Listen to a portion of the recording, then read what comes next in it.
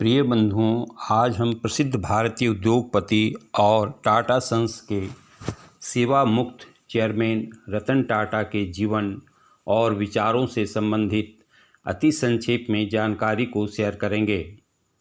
रतन टाटा का जन्म 28 दिसंबर 1937 को भारत के सूरत शहर में हुआ था।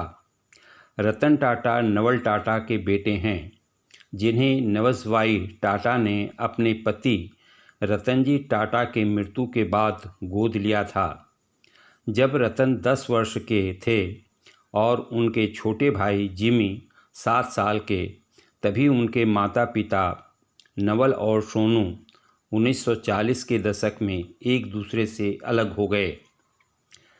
Ratan Tata Harvard business school और कॉर्नेल विश्वविद्यालय से शिक्षा प्राप्त किए। रतन टाटा एक प्रसिद्ध भारतीय उद्योगपति और टाटा सन्स के सेवा मुक्त चेयरमैन हैं। वे सन 1991 से लेकर 2012 तक टाटा ग्रुप के अध्यक्ष रहे।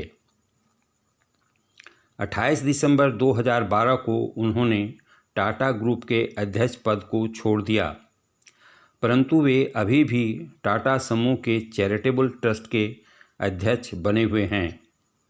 वे टाटा ग्रुप के सभी प्रमुख कंपनियों जैसे Tata steel, Tata Motors, Tata power, Tata consultancy services, Tata T, Tata chemicals, Indian hotel और टाटा टेली सर्विसेज के भी अध्यक्ष थे। उनके नेतृत्व में टाटा ग्रुप ने नई ऊंचाइयों को छुआ और समूह का राजस्व भी कई गुना बढ़ा।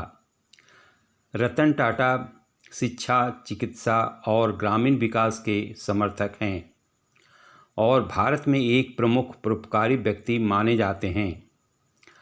सफलता की चाहत रखने वालों को जरूर उनके अनमोल विचारों को जानना चाहिए। उनके विचार इस प्रकार हैं: जीवन उतार चढ़ाव से भरा रहता है, इसकी आदत बना लें। लोग तुम्हारे स्वाभिमान की तब तक परवाह नहीं करेंगे जब तक कि तुम खुद को साबित करके नहीं दिखा देते। कॉलेज की पढ़ाई के बाद 5 अंकों वाली सैलरी की मत सोचना।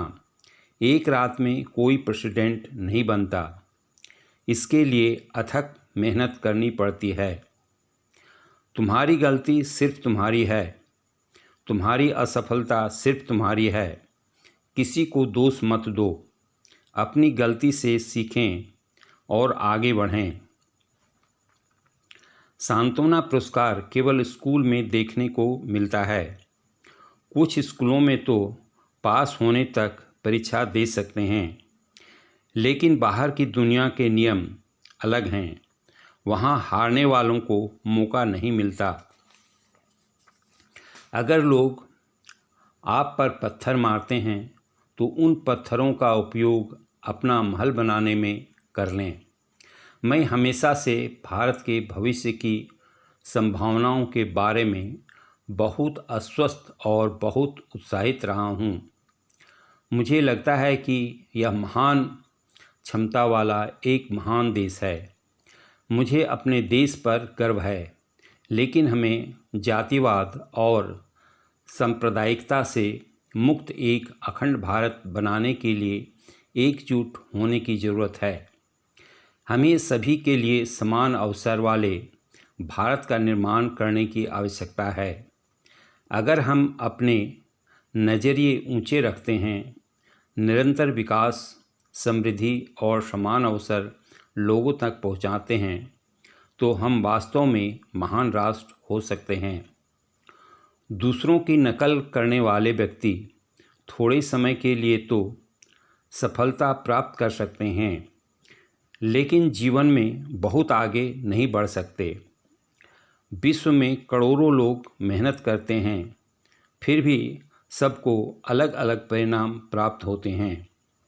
इस सबके लिए मेहनत करने का तरीका जिम्मेवार है।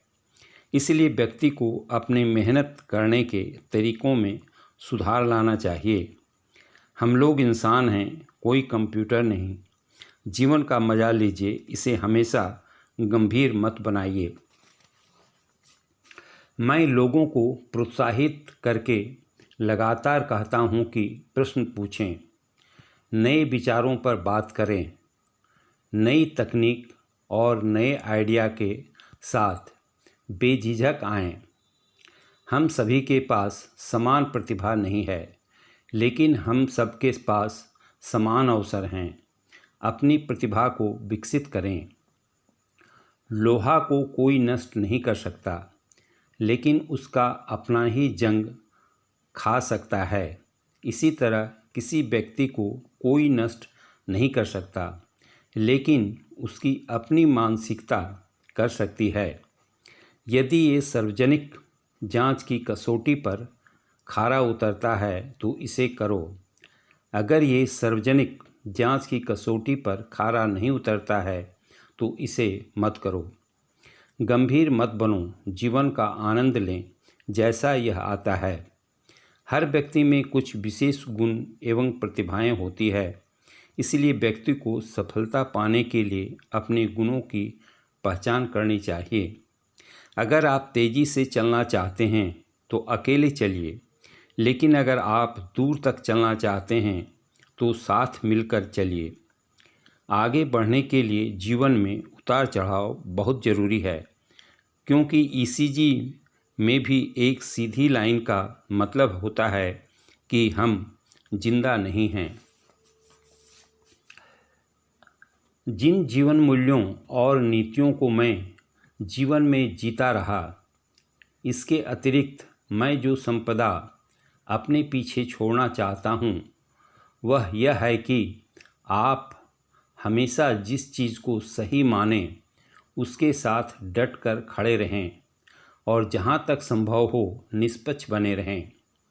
हो सकता है कि मेरे निर्णयों से कई लोग दुखी हों, लेकिन मैं उस व्यक्ति के रूप में पहचाना जाना चाहता हूँ जिसने कभी किसी भी परिस्थिति में सही काम को सही ढंग से करने के लिए समझौता नहीं किया। हमें सफल व्यक्तियों से प्रेरणा लेनी चाहिए कि अगर वे सफल हो सकते हैं तो हम क्यों नहीं। परंतु प्रेरणा लेते समय आंखें खुली रहनी चाहिए। मुझे आशा है आज से 100 साल बाद टाटा उपक्रम बहुत बड़ा होगा और भारत में सबसे श्रेष्ठ उपक्रम होगा। श्रेष्ठ होगा अपने काम करने के तरीकों के लिए, श्रेष्ठ होगा बेहतरीन वस्तुओं के उत्पादन के लिए और श्रेष्ठ होगा अपने नीति और व्यवहार कुशलता के लिए। मैंने अपनी कंपनी में ये बात भी रखी है, हमें बेबी स्टेप्स लेना छोड़ना होगा और ग्लोबली सोचना शुरू करना होगा। ये सचमुच मददगार लग रहा है। किसी भी कार्य को निर्धारित समय सीमा में ही पूरा करना चाहिए। वे ही कार्य करना चाहिए जिसमें पूर्ण आनंद की प्राप्ति हो। मैं सही फैसले लेने में यकीन नहीं रखता, बल्कि मैं फैसले लेकर उन्हें सही साबित करता हूँ। दूसरे की नकल करने वाले व्यक्ति थोड़े समय के लिए सफलता तो प्राप्त कर सकते हैं, परंतु जीवन में बहुत आगे नहीं बढ़ सकते हैं। जीवन में केवल अच्छी शैक्षिक योग्यता या अच्छा करियर ही काफ़ी नहीं है। आपका लक्ष्य होना चाहिए कि एक संतुलित और सफल जिंदगी जिया जाए। संतुलित जीवन का मतलब है आपका स्वस्थ, लोगों से अच्छे संबंध और मन की शांति, सब कुछ अच्छी होनी चाहिए। धन्यवाद। यदि यह वीडियो अच्छा लगा है तो सब्सक्राइब करना और शेयर करना ना भूलें।